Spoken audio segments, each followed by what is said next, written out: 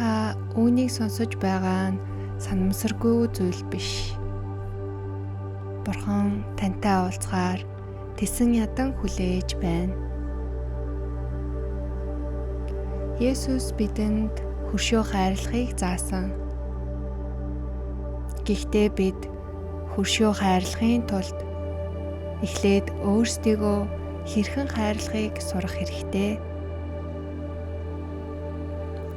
Бид өөрсдийгөө Бурханы хардаг шиг харж, Бурханы хайрладаг шиг хайрлах ёстой. Тиймээс би яг одоо таныг өөрийгөө шүүмжлэх, бүх бодлоо орхиод Бурханы нөхцөл болцолгүй хайрыг хүлээн авна уу?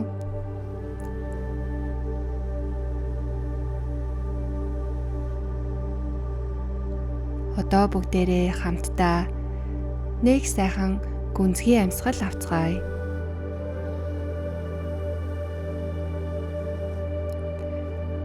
Эхлээд амьсгал авлаа. Амьсгал гаргалаа.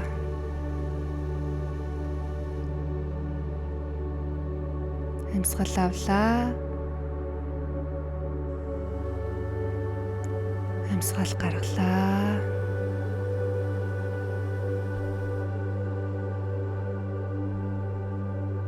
Дахин нэг удаа гүнзгий амьсгал, хайрыг амьсгалж авлаа. Хайрыг амьсгалж гаргалаа.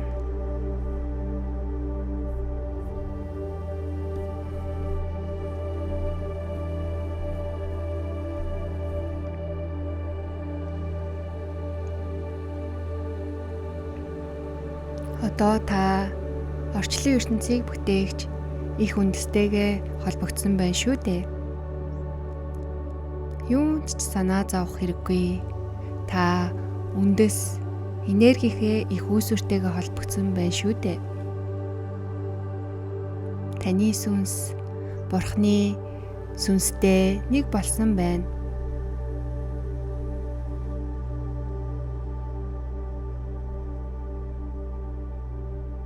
Одоо та зүрх сэтгэлээ Бурханы хэлэх бүхий л үгэнд нэгээрээ.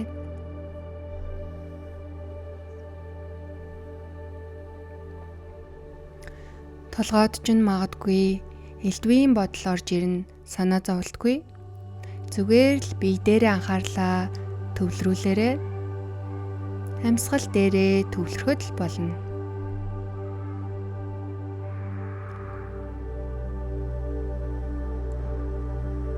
Ийхүү та толгойд орж ирсэн өөрийнхөө талаар бүхий л сөрөг бодлуудаа нэг нэгээр орхи, нэг нэгээр орхи.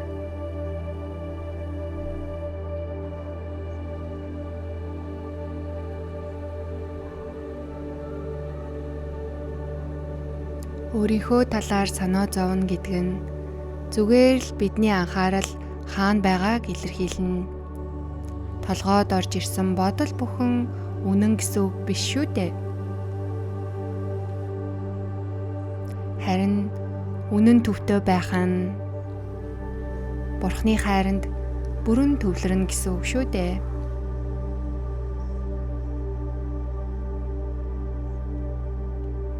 Одоо таны өөрөөсөө асуух асуулт өөрчлөгдсөн байна.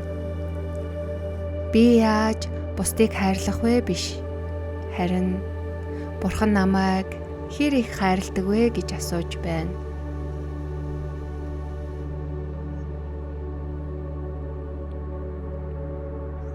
Жинхэнэ хайр бол Бурханаас өөрөөс нь ихтэй. Таны хайр дуусаж магадгүй ч Бурханы хайр хизээж дуусахгүй, бас хувиршгүй. Яг үнэндээ бид эхлээд Бурханыг хайрлаагүй. Харин Бурхан биднийг эхэлж хайрлсан.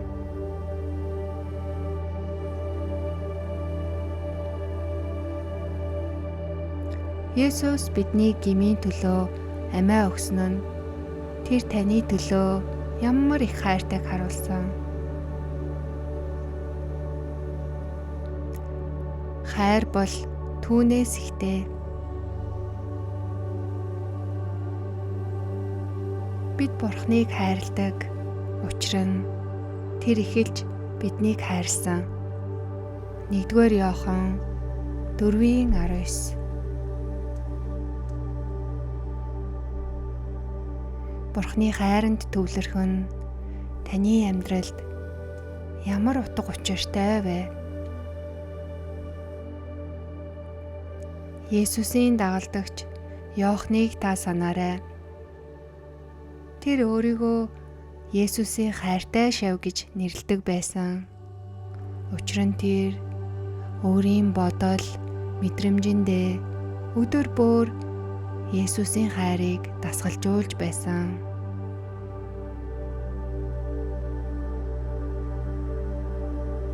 Та Бурхны хайрыг дасгалжуулах тутам Бурхны хайр таны дотор дүүрч байна. Тийм ээ. Та бол Бурхны хайранд бүрэн дүрэн автсан нэгэн. Дахин нэг удаа Бурхны хайрыг бие дээрээ мэдрээд амьсгалаа авцгаая. Хамраараа гүнзгий амьсгал авлаа. Гаргалаа. Гицээрээ шаар үлээж байгаа юм шиг амьсгал гаргахдаа хэвлийгээ тэлээрээ.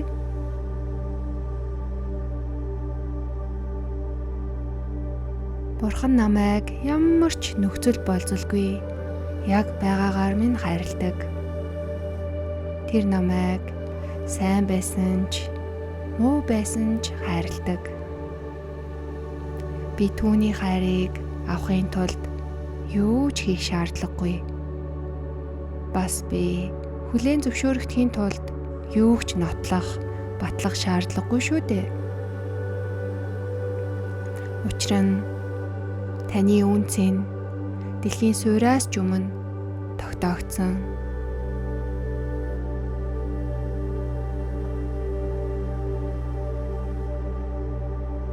Бурхан таныг харах болгондоо баярладаг. Яг одоо Бурхан тань руу нэг тийм дотн, халуун, дулаанаар инээмсэглэж байна. Та бол Бурханы хайртай хүүхэд.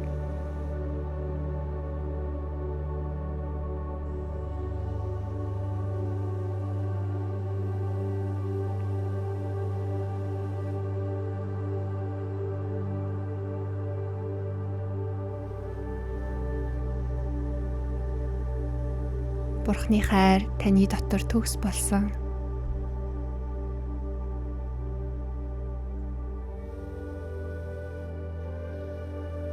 Бурхан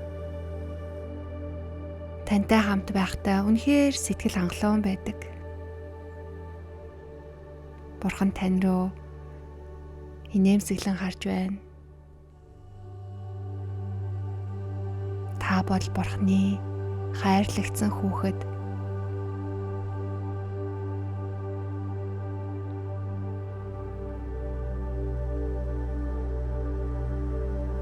Бурхан танд маш их хайртай.